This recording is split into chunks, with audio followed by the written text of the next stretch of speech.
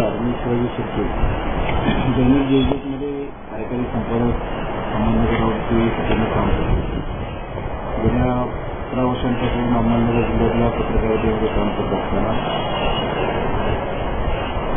या जिल्ह्यातून अण्णा हजारेंसारखा प्रभावशाली नेतृत्व या देशाला मिळालं. परंतु या जिल्ह्याचे अनेक प्रश्न आजही प्रलंबित आहेत.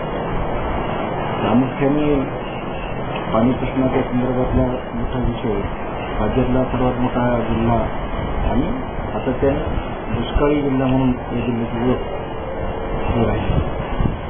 पाण्याचं राजकारण अनेक निवडणुकांच्या झालं, परंतु पाणी प्रश्न हा अद्यापही म्हणावा असा स्वाभाविकपणे सुटलेला नाही.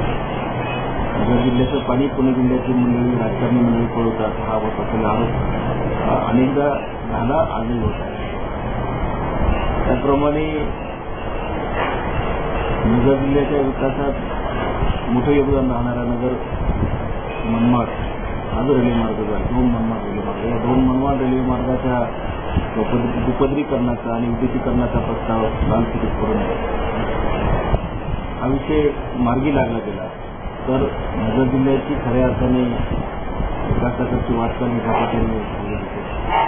आणि म्हणून नगर 2 मनमाड रेल्वे मार्गाचं दुपदरीकरण आणि विद्युतीकरण होणं अत्यंत आवश्यक आहे.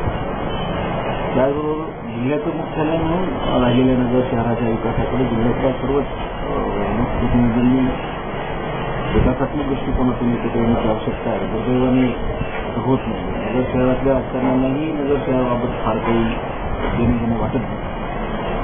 परंतु या राज्याचं नेतृत्व करण्याची ताकद असणाऱ्या या जिल्ह्यात बाळासाहेब थोरात असतील, राधाकृष्ण विखे असतील, सोहला पाटोळे असतील, कॅबिनेट दर्जाचे 3 मंत्री या जिल्ह्यात असूनही जिल्ह्याचा म्हणावा असा घरी विकास हा दुर्दैवाने झालेला नाही.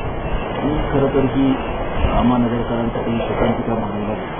मुख्यमंत्र्यांच्या स्पर्धेत थोरात विखेंचे नाव येत नाही, परंतु त्या दृष्टीने नगर शहराला, नगर जिल्ह्याला जो न्याय मिळाला पाहिजे विकास कामांच्या बाबत, तो न्याय हा मिळालेला नाही.